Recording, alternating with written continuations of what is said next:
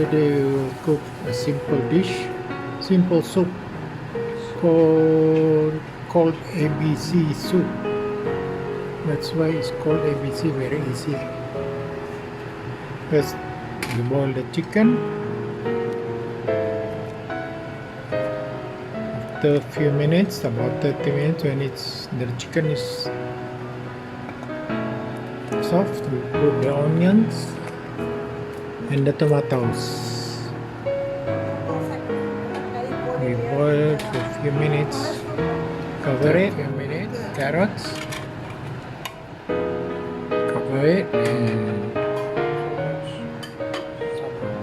next we put potatoes.